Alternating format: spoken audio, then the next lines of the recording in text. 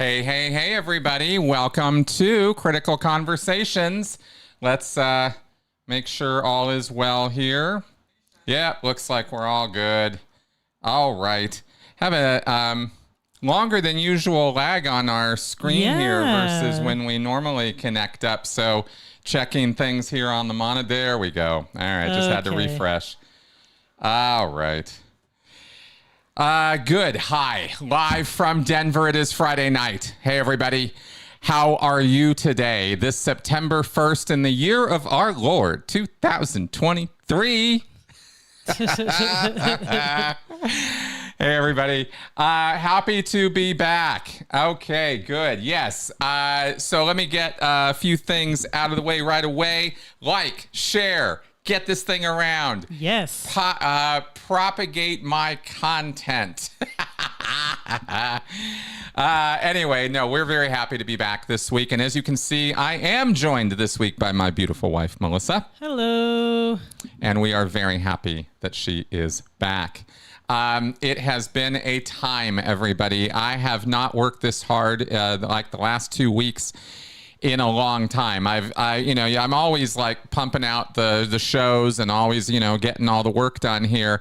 But I've added this news show, and it's a new thing, and all of that. But it is 2 full days of work practically getting that half-hour show together. I can't believe how much work it is. But we have a lot of things to talk about today. Busyness aside, this is actually one of my favorite let my hair down, hang with my wife, hang with my dog, talk to you guys. Friday chill night kind of thing is kind of how I approach this show. And I'm very happy to see all of the usual suspects and critics in the comment section here. Yes, hey, hello, everybody. Everyone. Yeah, it's kind of awesome. Okay, so where to start? So many things. Let's see. First off, obviously, I really, really am happy that you are back. Yeah, it's been rough. I think Chris told you guys a little bit about it, but my endocrinologist put me on Ozempic for the type 1 diabetes because it can help, supposedly, type 1 diabetes too, to keep your blood sugar under control. So it wasn't really for weight loss. It was just blood sugar. And it was weird. It did not make me feel good. It made me super depressed. It made me have physical symptoms. And it was real bizarre because I didn't want to eat anything. Not even my favorite food sounded good. So it was a weird sort of like, I don't know. It was not okay. I wasn't craving anything, So sure, it's great not to crave bad food, but you should at least want to eat something.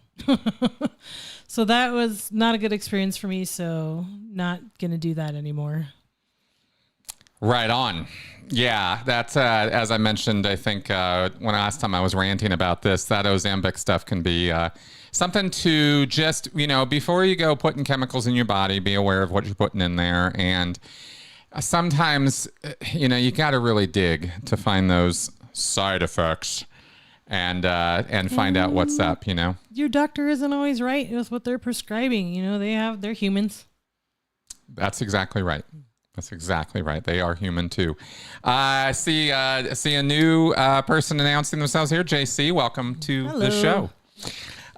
Okay, so whoa, Jeff Hawkins. Hey. Woo, hey, Jeff. How's it going out in Portland? Rock on. Okay. You want to address that at all, or?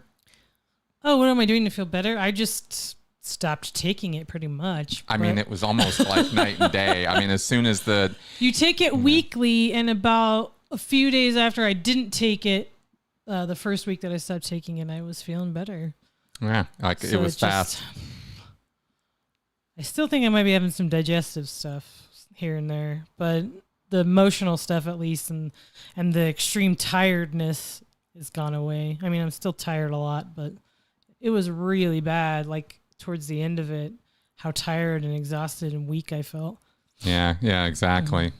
I had just to share, on the same line is, I was also noticing myself. I got this ADHD diagnosis, and so started taking Concerta, and then it was bumped up in milligrams. And noted this week, maybe that might not be such a great idea, so I'm probably going to cut it back down. So it's always good to just kind of keep your finger on the pulse of what's up, with your body and with what's going on, which is always part of what I'm always going on and on about, as far as keeping some awareness always in the back of your mind about how you're doing. A lot of our attention, a lot of our awareness, a lot of our senses and perceptions are all about the environment and looking around and seeing and perceiving what's going on around us. But there's this thing called interoception, the interior perception of our state. And this is something the brain does. And it's just something to pay attention to, because sometimes it's not things outside. Sometimes it's inside, and we'll blame things outside when it's really in here, Okay, so couple of things, a lot of things to go over. So first off, I wanted to share, because a week ago, I think, I asked, I said, hey, let's start maybe looking at some things that might bump up or improve the situation here in our ability to get things to you and make it easier and that kind of stuff. Well, I got that teleprompter, and I want to thank you guys who helped with that. There were some very generous folks out there who helped make this happen, and it's actually right there on the camera right now.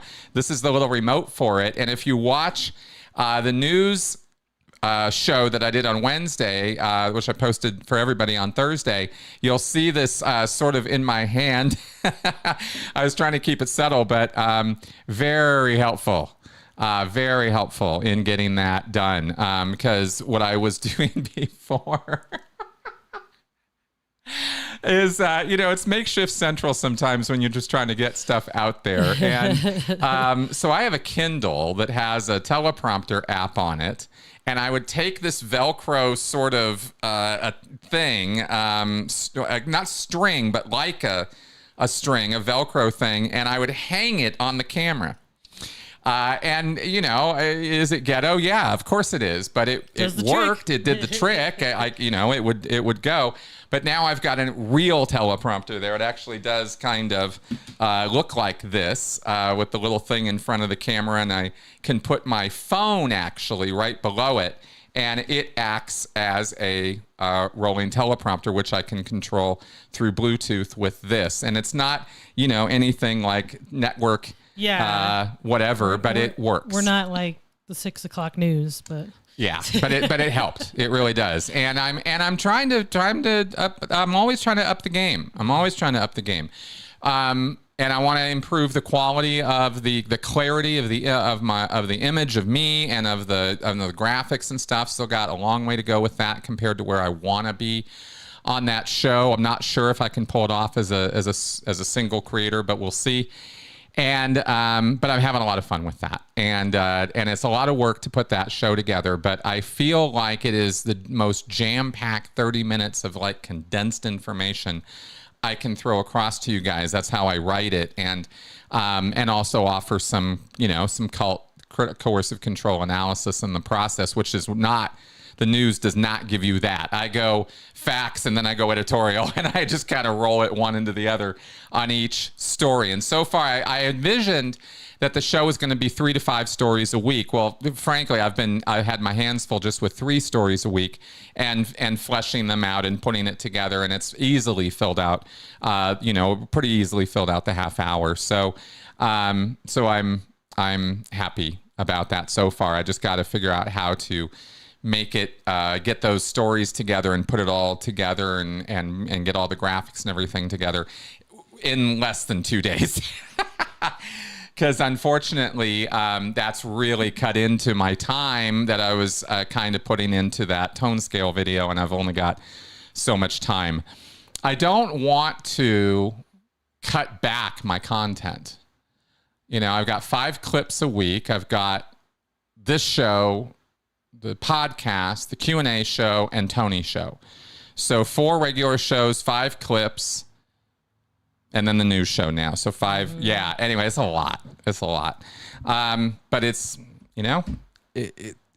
I just don't know what else to do with myself, I guess, Okay. So, so that announcement, the other announcement that I needed to make again, I'm gonna make this a few times, not, over the next month, is this FEMA broadcast. Okay. So just a reminder out there on October 4th around 2:20 Eastern Time, FEMA will perform a test emergency broadcast on all cell phones in the USA. And if it doesn't happen on the 4th, it's supposed to happen on the 11th and in the middle of the afternoon there. And if you've got a secret phone, if you're watching this and you're in a situation where, you had a phone that you don't want people knowing about, then you need to know about this alert because it's going to go off and, it's going to be loud.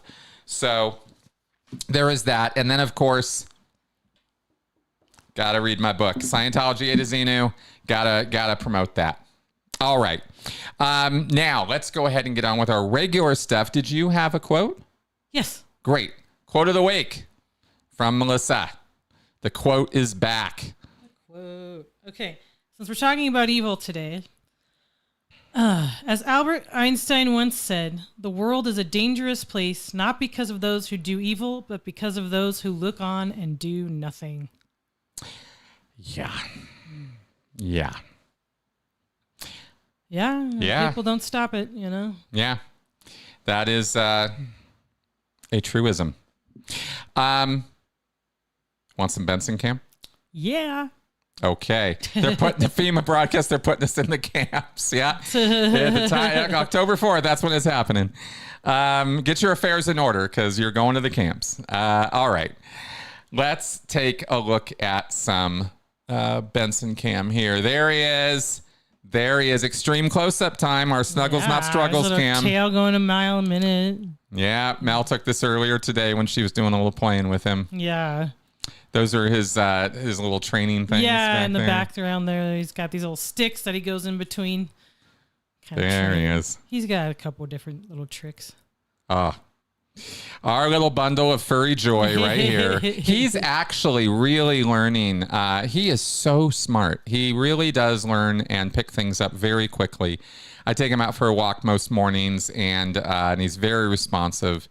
More and more so. Has it been, what is it now? It's been almost a year. A little over a year now, that we've had him. Yeah. And, he's just the best. And still, our emotion detector and our little emotional sponge. And just awesome.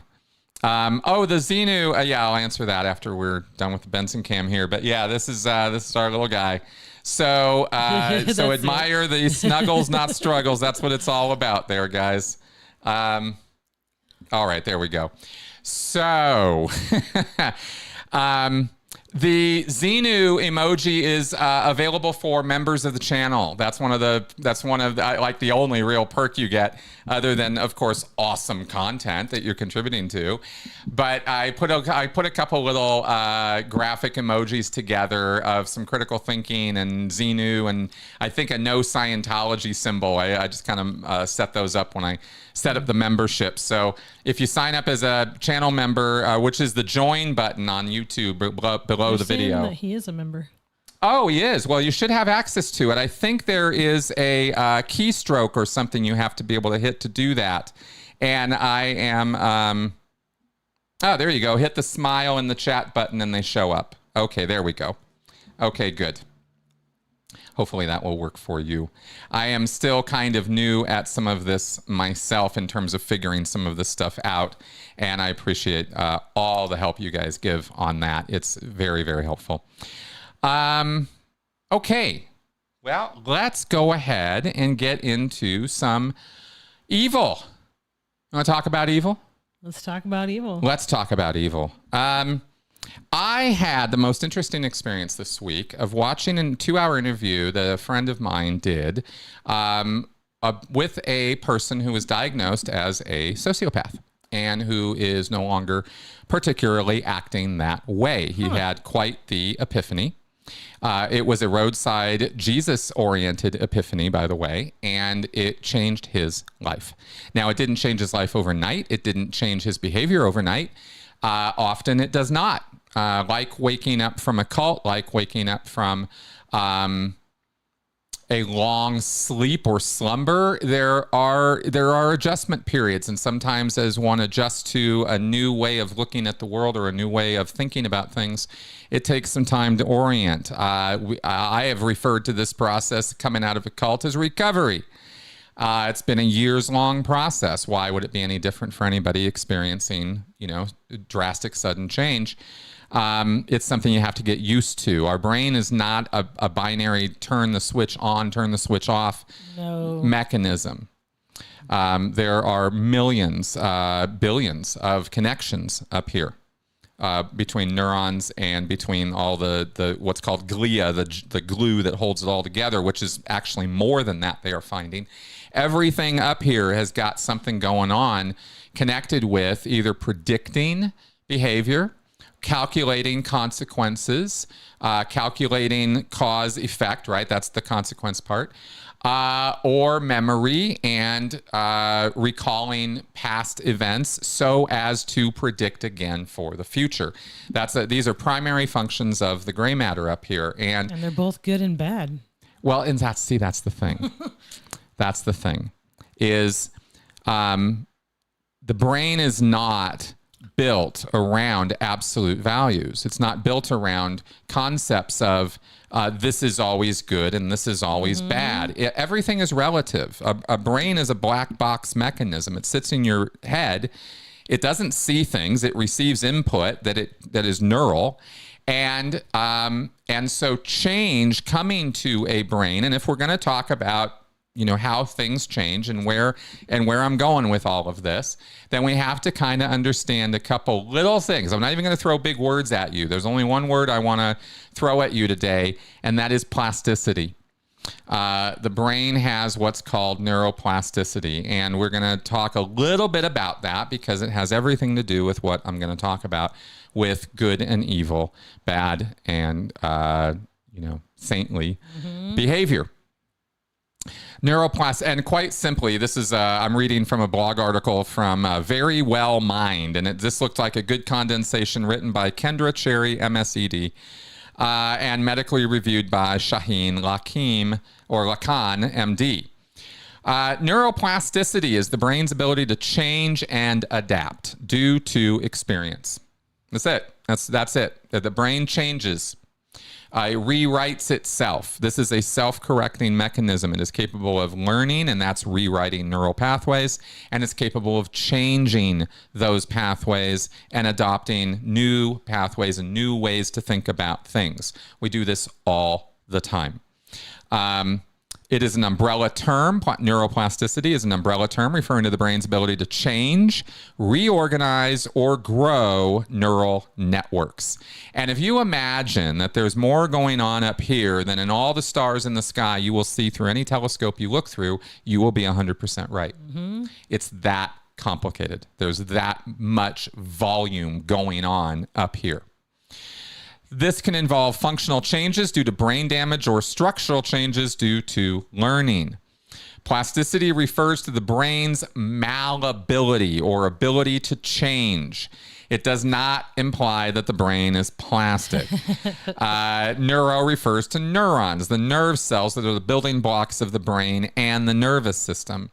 Thus, neuroplasticity allows nerve cells to change or adjust. Now, we're not going to go into all the different ways and means and words and all of that of this. I just wanted to get that basic concept across because what I'm talking about today is not about spiritual change or moral change. I'm talking about actual neural change. And from that neural change, thank you very much for that super chat.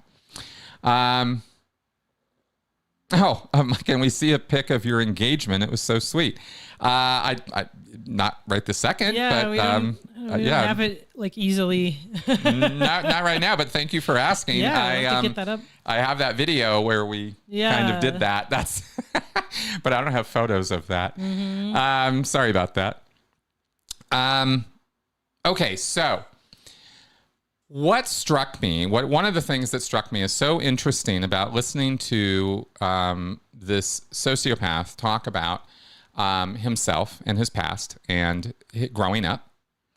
Well, let me ask you this. How many of you all think that sociopaths and psychopaths and all these evil, bad, horrible people are just born that way, and they were always going to be evil, and there was nothing ever that was ever going to be done in order to change that. Do any of you think that's actually the case, that people are just born this way and there's nothing that can ever be done about it?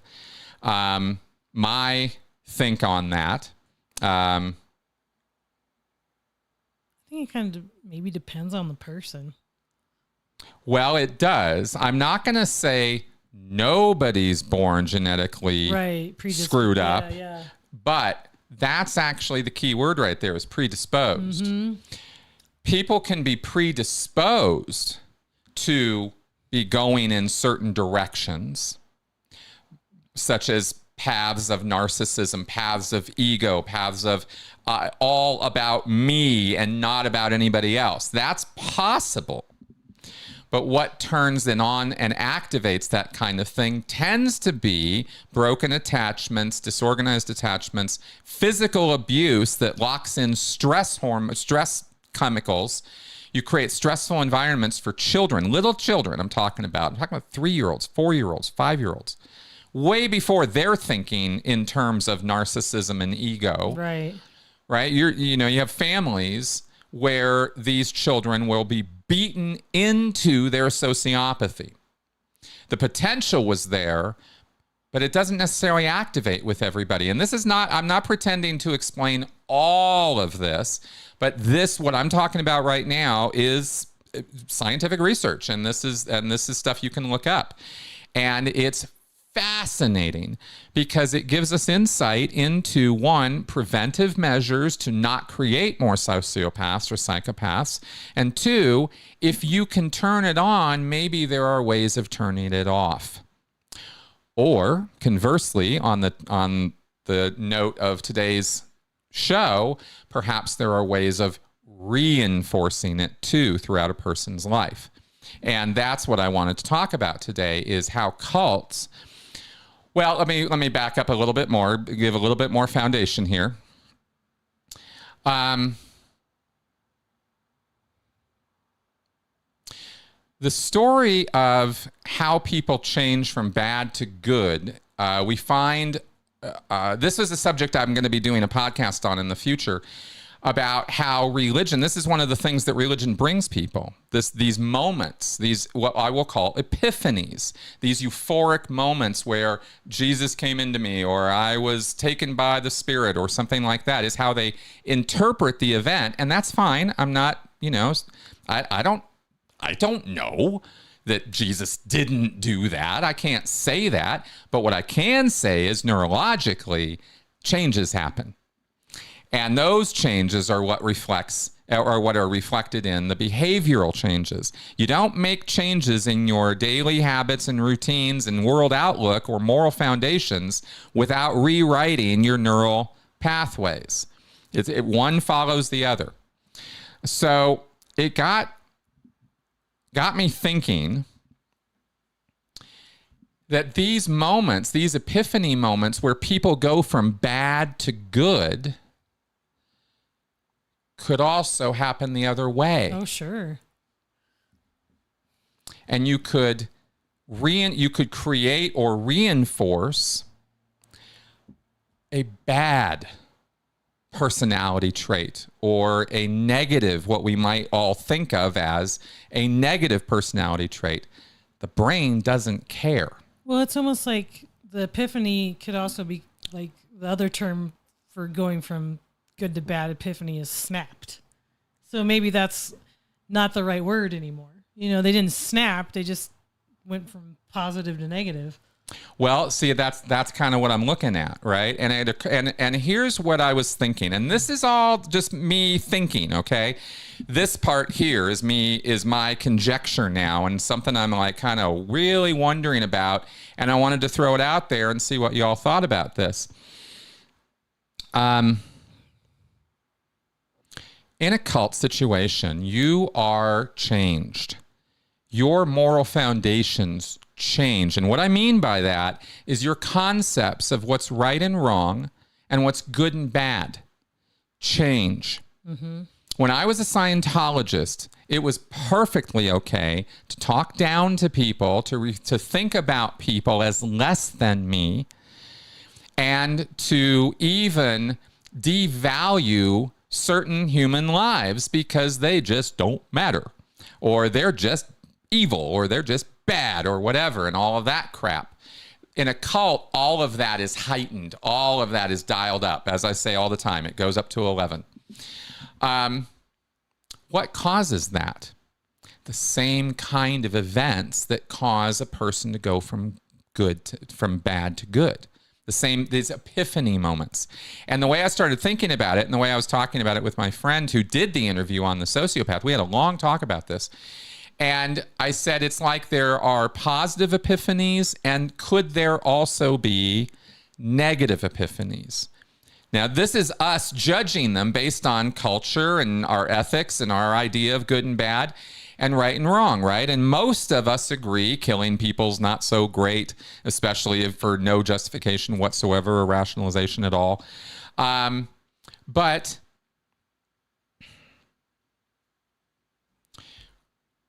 where does... let me think about this for a second, because I was... how do people figure out how to justify it even though somebody else wouldn't use that same rationale? Well, when you're in a group situation, where I was thinking is, when I was a Scientologist, right, I was raised with the same values everybody else is, right? Don't steal, don't this, don't that, don't the other thing. So how do I go into a group and adopt these new values and these new ideas and think this is the way to be, devalue human life, be narcissistic? And I was incredibly narcissistic as a Scientologist. And it developed more and more and more over the years. Why does that happen? Because of all the positive reinforcement that you get from the group pushing you to be that way. These are social pressures, but I think there's an additional factor. We can talk about peer pressure and social pressures and cultural influence on a person, and these are very, very real things. If you walk into a group of people, right, we know from the Ash conformity experiments that 75% of people who find themselves in a group of people who are saying clearly crazy things will contribute to the crazy things or the false things rather than try to correct everybody, because there's, it's all of them against me. So we know that's a factor, but I think there's more, right? Because you walk out of that group and you kind of think about it for a second, and you go, that didn't make any goddamn sense, right? So it needs to be continually reinforced in order to create a permanent change. But what if these epiphany moments, these moments of, oh my God, right? L. Ron Hubbard was right. Homeless people should be put on a barge and blown up. Because that's what he said in Science of Survival. Wow. Right? He talked about down in Venezuela, a solution many years ago with what's the disease? Leprosy. That they put a bunch of lepers on a barge and they just sent it out in the middle of a river and they just blew it up, and that solved their leprosy problem. And Hubbard said that would be a great idea for certain other individuals, like everybody who's in the 1-1 band, which includes the entire LGBT spectrum. Wow. Everybody who's in there, right? That's all 1-1. Yeah. Whole sexual perverts, anybody Hubbard didn't agree with, he called them 1-1. And if you're 1-1, out on the barge you go. And when you start thinking as a Scientologist that this is logical thinking and that this makes sense, right? Your moral foundations are changing. Your ideas of good and bad, right and wrong are radically changing. What causes that? Well, how about an auditing session? How about a moment of, oh my God, right? This is true. This is right. These things L. Ron Hubbard is talking about are so true. I must embrace all of it and make it, I must be like Ron. What would Ron do in this situation? All this sort of follow the leader mentality that goes on in cults becomes your own rewriting of your personality. This is, Hassan's talked about this for years. What's that now? Being narc when he looks... I don't understand. He likes super chats. Oh, I do like super chats. Yes, thank you both. Sorry, I have a hard time understanding that. Yes, so Well, see, that's the thing, X-Science. Sometimes he asks a question, can our prison system rehabilitate a person from doing evil into being good? It happens. I would say we probably need to work to do the rehabilitation part better. I think we're very focused on punishment. Very much so. And I could go on for hours about that. The reason I say sometimes is it's an accident. And religious epiphanies in prison, it's a rock bottom epiphany. Those are the most powerful as far as I can tell. Opinion, okay? But they are the big ones. When you hit rock bottom and you have that moment, right? If I got to change my life, I got to get off the drugs, I got to quit the alcohol, I got to quit screwing around with my wife, I got to whatever, I got to stop kicking the dog. Whatever that bottom wrong moment is for a person, when they hit that ruin point is what they call it in Scientology. And they're trying to get you there on day one. A really interesting point, right? Is you're trying to get ruined on day one. That's your entrance point onto the bridge to total freedom in Scientology is ruin. I can show it to you on a grade chart sometime. It's right in the middle column. It's called the awareness characteristics, and ruin is the first place you're supposed to start. The recognition that you are fucked beyond belief. And then comes this concept of need of change Hubbard talked about. That need of change that he observed and talked about is this epiphanal moment, this moment of, I've got to change. Now, right there is when the cults get you. Those are the most powerful moments when they get you. Because you're in a moment where I believe this state of mind, this rock bottom, desperate to change, must make a change kind of moments in our lives are moments of what I will call, this is not a technical thing, I don't have any studies for this, okay, but I'm just saying, I call that a moment of hyperplasticity, a moment when you can rewrite so much, so fast, and change your entire outlook. That happened to me when I went down the internet rabbit hole. It happened to a lot of us. We have those moments that, oh my God, and everything turns on a dime. Well, if it can turn positive, it can just as easily turn negative for people in the right context. And the example that I'm going to offer here actually comes out of entertainment, but it's a useful analogy to make because I think most of you will be able to relate to this or have seen this, and that is Breaking Bad. Walter White starts out as this egotistical, but it's very buried. Yeah, kind of average guy. Yeah, well, kind of. Yeah. Pretty smart. Teaching, chemistry at a high school because he kind of blew his opportunities and got, all the stuff we find out about through the show. Mm-hmm. But look at the path he went down. Now, there's no moments of like, but there's a moment right at the beginning of the show, right from the get-go. He gets this terminal cancer diagnosis. If that's not rock bottom, I don't know what is, right? Like, oh my God, what am I going to do? And what does he decide to do? He decides to break bad, not break good. He's got all the potential in him to do the good stuff, but he goes in this direction. It's a decision that he makes.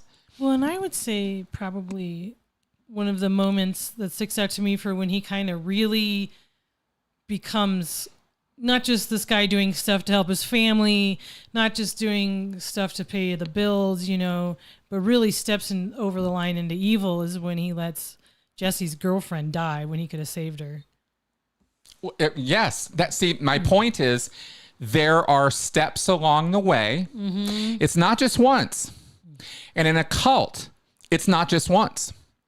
You have to get re-upped. But these moments, these powerful moments, why do you think cult leaders insist on these techniques, these weird mind-altering techniques that we would talk about with the chanting and the mantras and the meditation, or in TM, in Transcendental Meditation? They're levitating, they're hopping around, right? And their meditation, trying to save the world. They literally think they're saving the world. The Scientologists with the auditing, You can go in and have a cognition, you can have a wah, and you can reinforce the bad. I was right for blowing up all those degraded beings.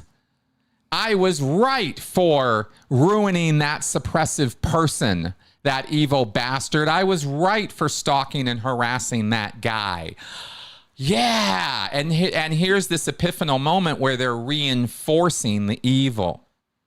And that's how cults create evil, is they put a different value set there for you to take on. They insist on it.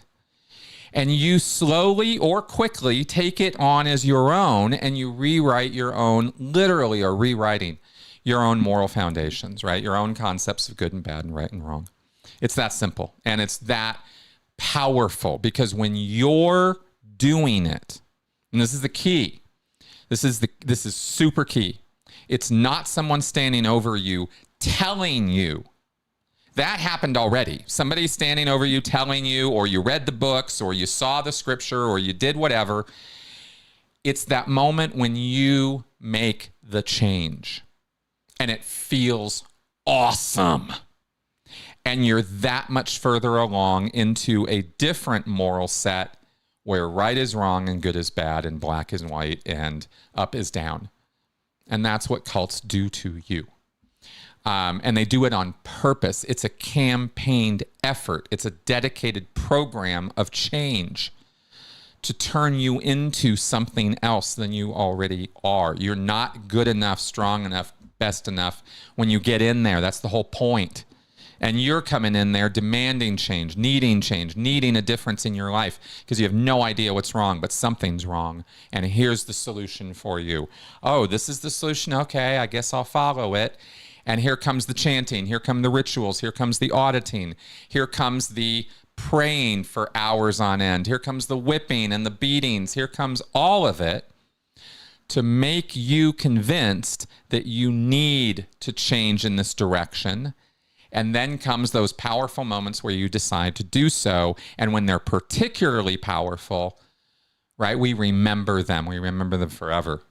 And they change us not in a permanent way. That's the whole point. All of this can be changed back. I mean, you guys see me now and you say, wow, he's kind of a nice guy and he does good things and I like his shows and he seems like a moral person that I can get along with and agree with. You wouldn't have said that about me 10 years ago, 15 years ago. You would have thought I was out of my fucking mind. Some of the stuff that I used to say. I was going through some pictures today. I was finding some photos for somebody of my time in Scientology. And I was finding letters my mom had sent me that I had sent to my grandma and to her when I was in Scientology. And even when I sent to her when I was on the RPF, it was this handwritten letter. And I just couldn't believe, I was just reading this stuff going, wow, who is this person? I mean, I read. Yeah, you read the letter to the editor that he wrote to me. When I was back in the early 90s in Santa Barbara, I wrote a letter about the homeless and how the homeless just need to get off their asses and get into production. And why is it up to me to have to donate anything or contribute anything to a bunch of people who don't contribute anything to society? Right? That was my attitude back then. I felt so strongly about it, I wrote it to the newspaper, right? And obviously I don't feel that way now. My whole outlook is completely different from that. And it's not just age or maturity. I was an adult when I wrote that. It was that I had a completely different moral foundation, right? And that's what can change. Yeah, I almost thought about Anthony. I almost thought about bringing the photos today. And then I thought,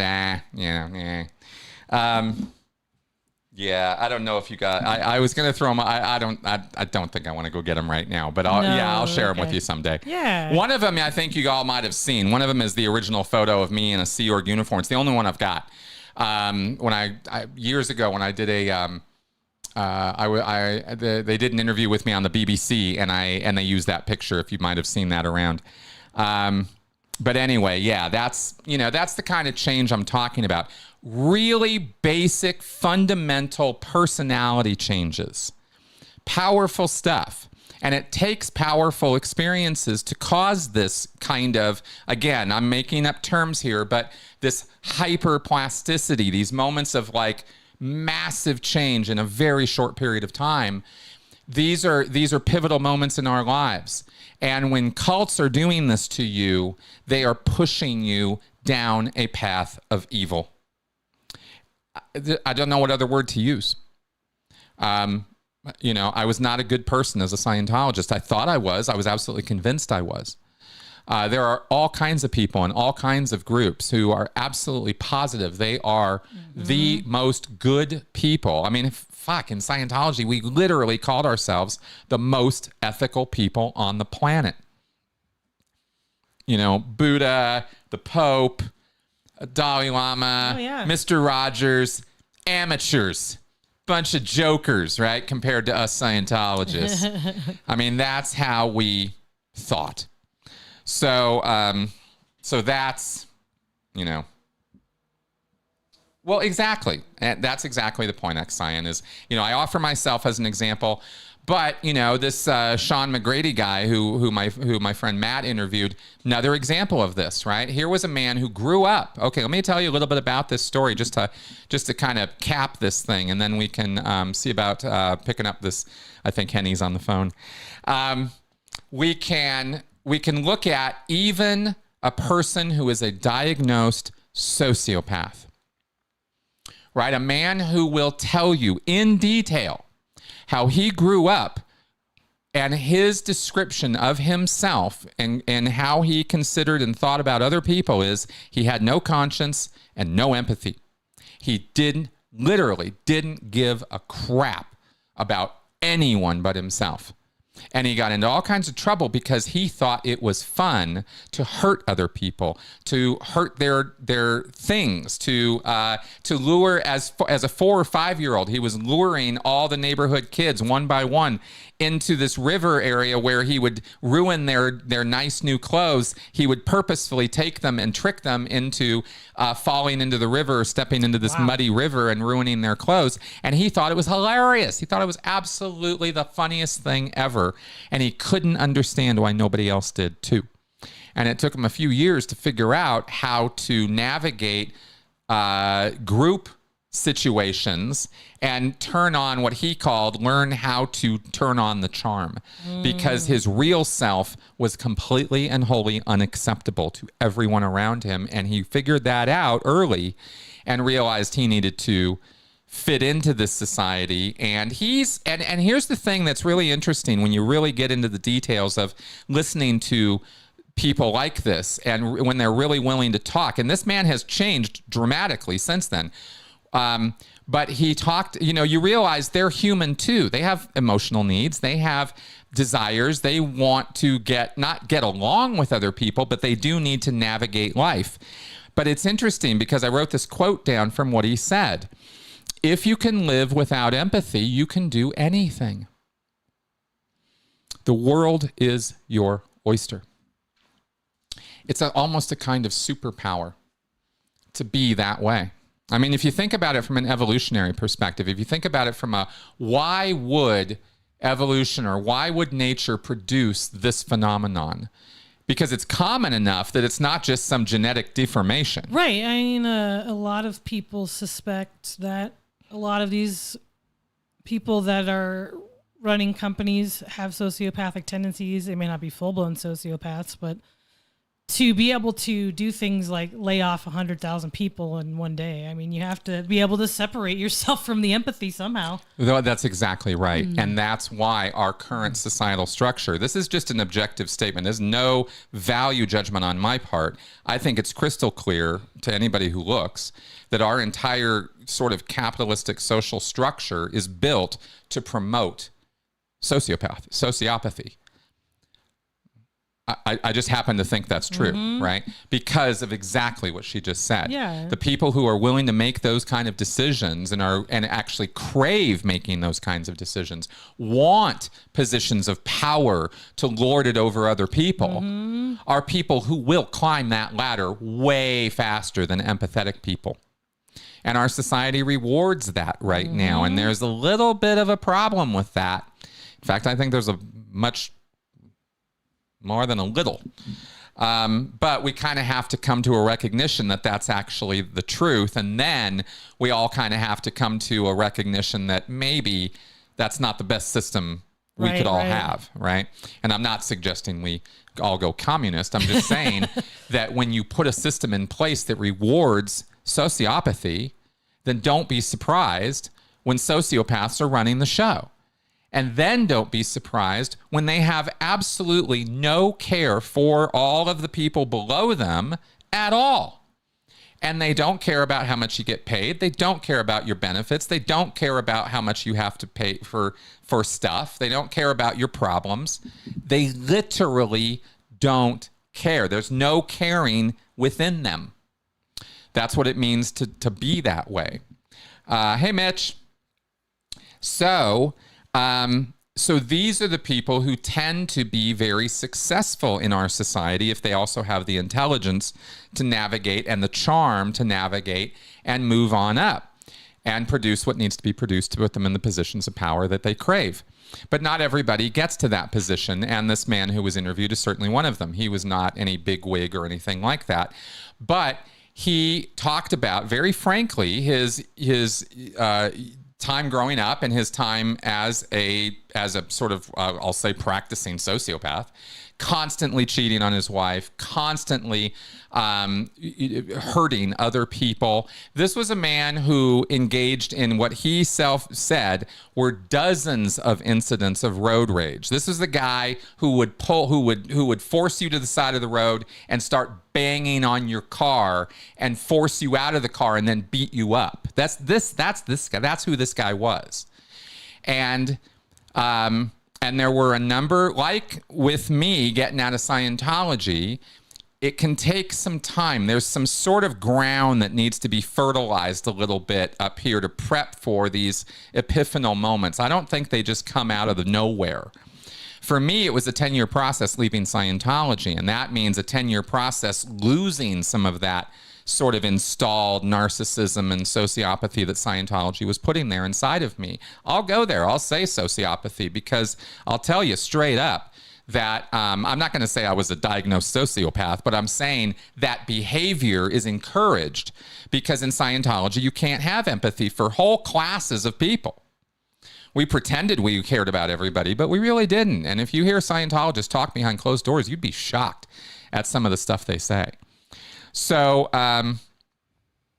yeah, Anthony, yeah, I do happen to think that a lot of presidents are this way. Not all of them, but I think some of them are, yeah. Absolutely. I'm not sure Jimmy Carter's a psychopath. No, Jimmy Carter is absolutely the exception to the rule, in fact. But a Richard Nixon. Oh, yeah. Right? Absolutely. A Trump, of course. Even Bill Clinton. Yeah, actually, now that we know some of the dirt. Yeah, absolutely, right? It's not a left-right thing. Nope. You know, it's not. It has nothing to do with that. That's why I'm kind of like politics is just kind of like ugh to me now. It's like, okay. Yeah, thanks, Mitch.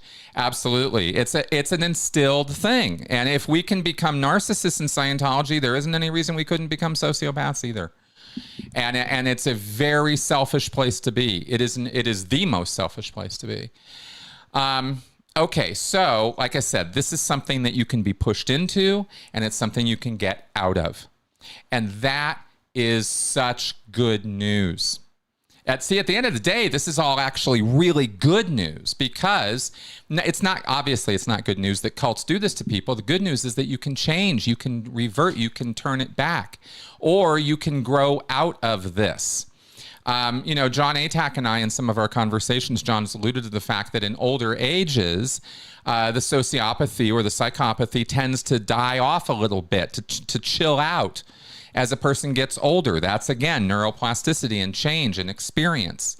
And I'll tell you another experience that is epiphanal and often in a positive direction, even for sociopaths. And this was something, again, I learned in this interview. Having kids. Oh, I'm sure. Everybody gets it when I say that, right? Especially if you've had kids, because you know what that does to you. And if you listen to Robert Sapolsky's lectures on human behavioral biology, which are available for free, by the way, on the internet, Stanford University, lecture, the whole course. It's like 26 lectures, and he talks specifically about this thing, that there are biological chemical processes that are occurring to flood your brain when you're holding that little baby, you know, that just overwhelm. And you all know what I'm talking about. It's overwhelming love. And it's what even Sean, as a sociopath, was describing as unconditional love. He said, I didn't have unconditional love for my wife. He was cheating on her up one side and down the other. It was all full of conditions. But his kids, whole different matter. And that alone wasn't enough to change his behavior enough to get him to stop cheating on his wife or be a bastard. It took more, but that was kind of really, I believe, the beginning. So what does that say about people who have biological children and still can't get there? What does it say? I think it says that there are either genetic defects or there might be other societal, cultural, educational, or environmental factors stopping that from happening somehow. I think either the person's got defective machinery if that process is not happening, or something is serving to stop the process from happening, right? Distance, time, like if you're not there, it's the physical connection that is so important in that. You don't do that over a Zoom call, well, right? Well, in that first moment, too, the first moment that they put the baby in mom's arms, you know, like when she sees it for the first, there's all these hormones going on between her and the baby. Exactly. So that's kind of the thing that goes in that direction, okay? So, God, we could keep going on about this for a while, but I see we have some phone calls and I want to take them. I don't want to leave you guys hanging. So let's go ahead and get to some calls. But I am going to ask, we've got less than 10 minutes, so let's keep them down to about 3 or 4 minutes per call, okay? All right, cool. So first off, Henny. Hi, Chris. Hi, Melissa. Hello. Chris, you're asking me to do something. Hello, sweetheart. That I could barely contain 3 minutes. When you have said so much and you have taught me so much, and I'm supposed to do this in 3 minutes. I know. I'm sorry. Okay, so here I go. Okay. Yep. I think that, first of all, Melissa, your quotes were terrific. Oh, thank you. Okay.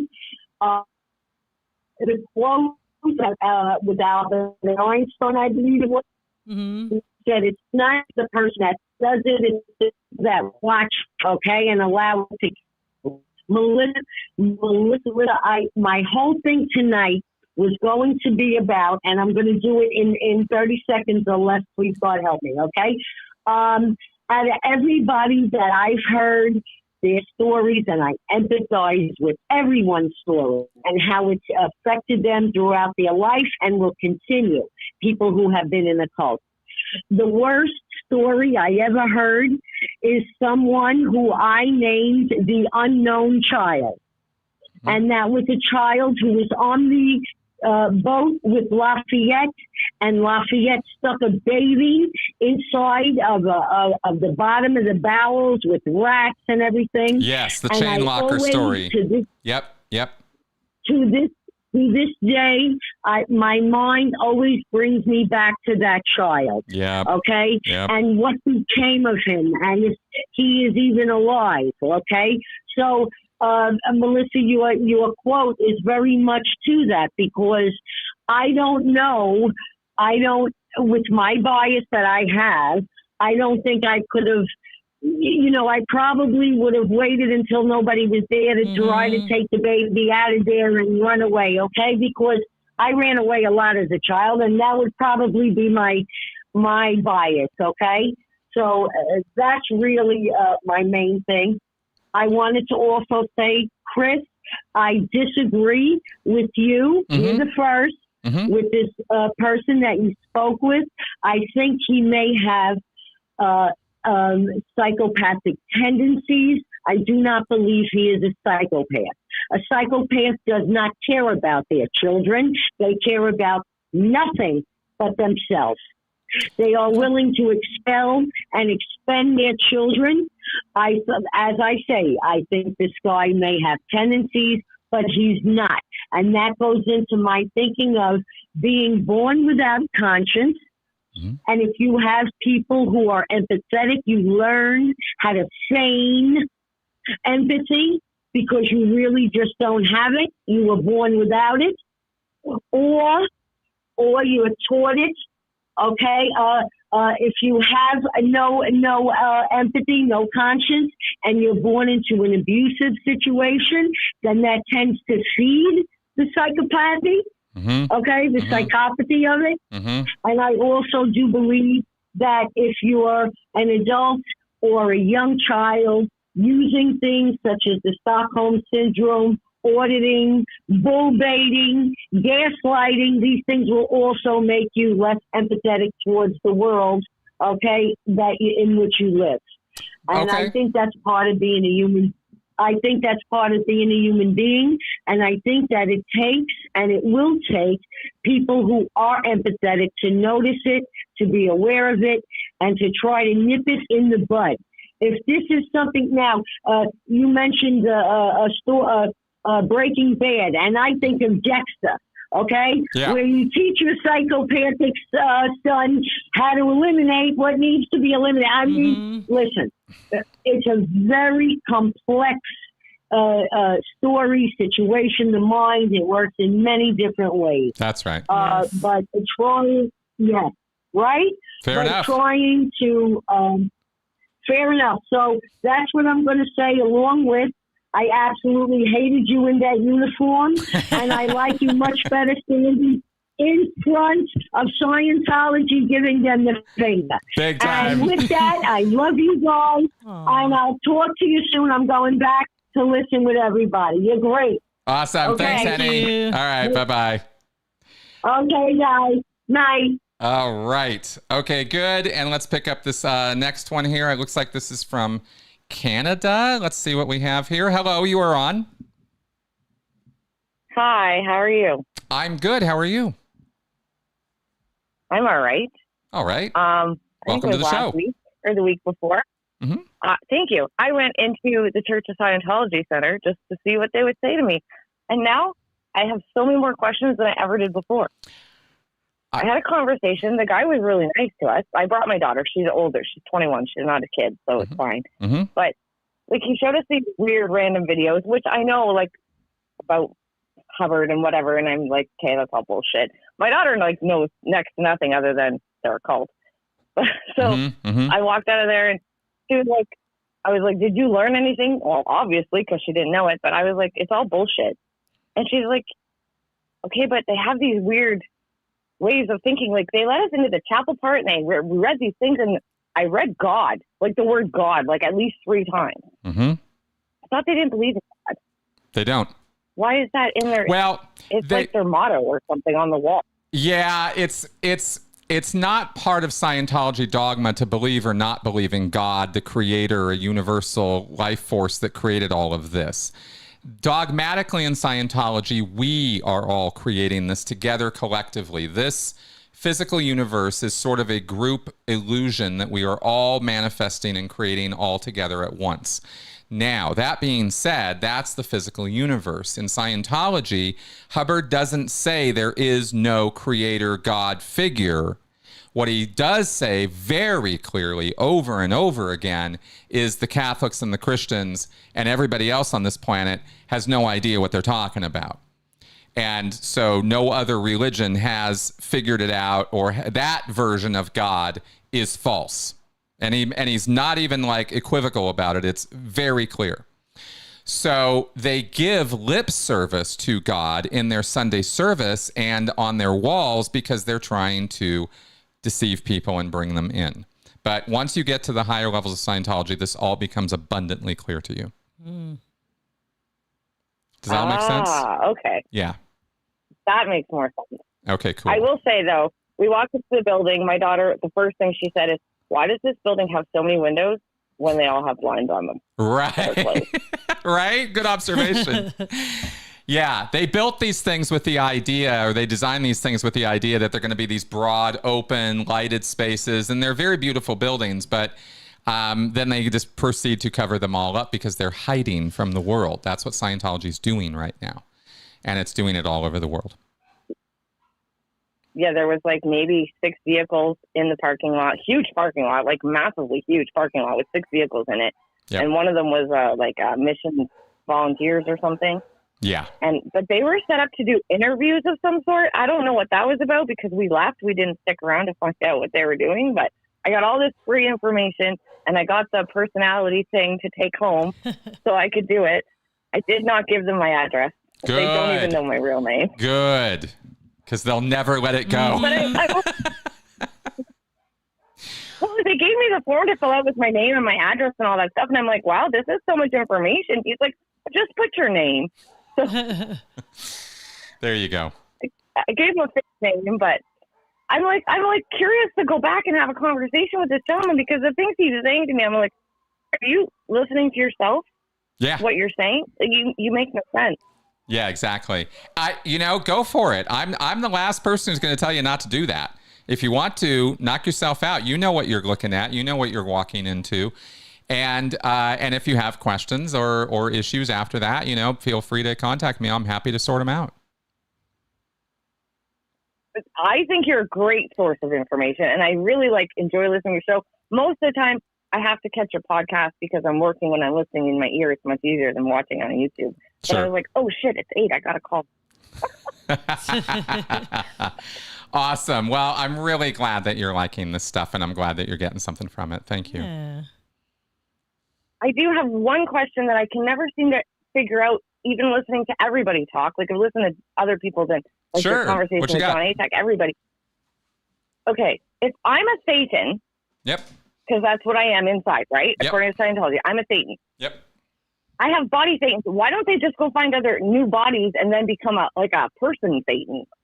Well, they will after you have done the OT processes on them to rehabilitate them, because in their body Thetan state, they are in a semi-conscious, unconscious state, and they're sort of clustered together in groups.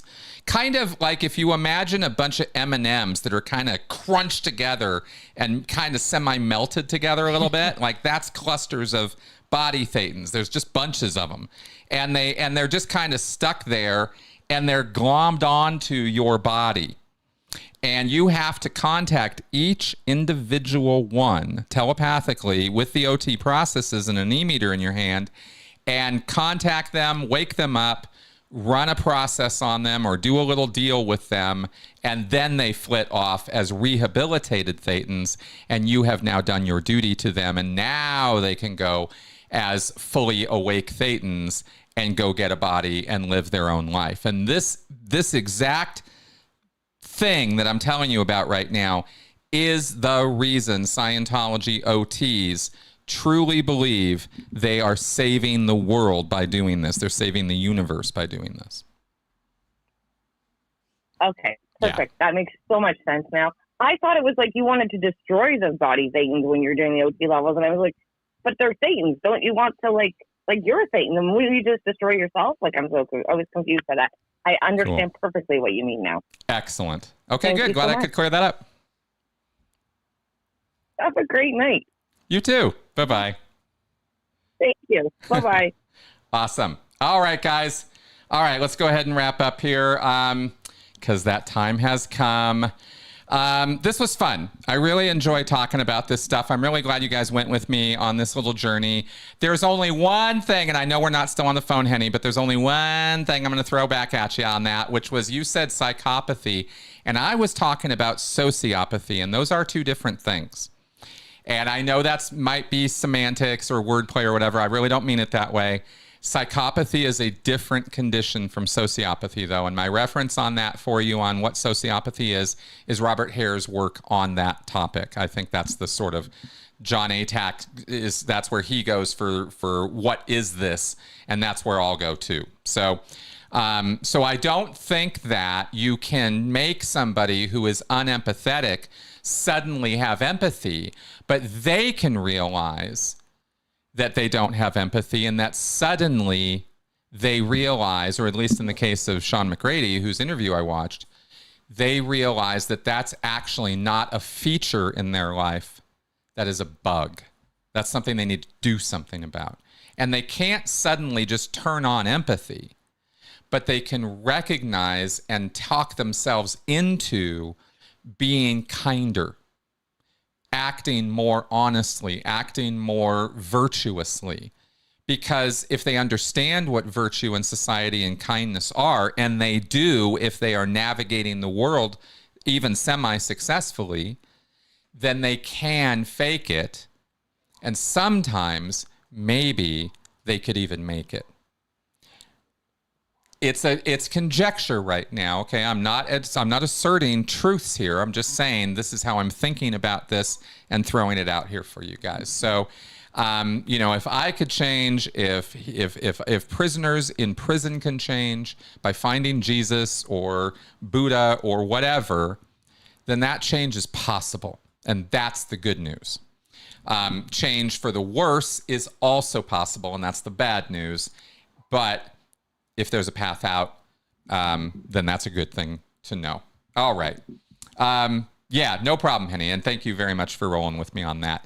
All right. So with that, let's go ahead and wrap up our show. You will have a podcast tomorrow. Why don't you choose a card? You will have a podcast tomorrow that's actually a little short, so only about 45 minutes. But you guys are going to hear a little bit about Scientology in Europe, specifically in the Czech Republic. I have an interview with a man who has been doing some really championship work over there, putting some stuff together on what Scientology has been doing in the Czech Republic for many years now. And he is very interested in stopping them. So we had a great talk about that. And then I guarantee you, I am going to pre-record a Q&A show this week. We are not going live. All right, I've had my fill of live streams for a little while now. So we're gonna do pre-recorded on Sunday, okay? And then you'll see After Scientology Straight Up and Vertical with me on Monday as usual. So what is our logical fallacy cognitive bias for the week? Well, your bias is the just world hypothesis. Your preference for a just world makes you presume that it exists. A world in which people don't always get what they deserve is an uncomfortable one that threatens our preferred narrative. A more just world requires understanding rather than blame. Try to remember that we're all fallible and that bad things happen to good people. Boom. All right, guys. Thank you very much for coming around and watching. Alex, I see you in the chat. That is awesome. Thank you, Juliana, for 2 months supporter. That is awesome. You guys have a wonderful weekend. I will catch up with you soon. And bye-bye. Good night.